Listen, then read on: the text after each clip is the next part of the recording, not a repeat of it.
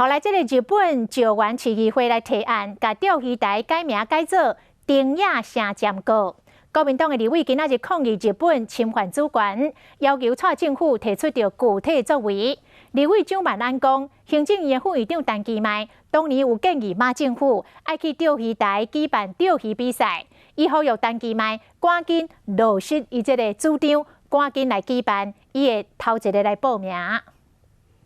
领土主权，寸土不让。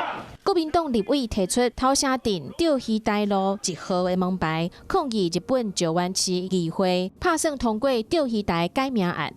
如果没有回应，你就是承认默认，这非常的不利啊！石原市提案，甲钓鱼台对丁野城改做丁野城站阁。22号要表决，宜兰县议会早一步通过，甲钓鱼台改名变做头城钓鱼台。当地渔民足烦恼的。伊要安怎出什么步数出来，咱唔知啊！所以讲咱一定爱反对。人已经欺门大户，就要甲咱逮落啊！他还在那边哦。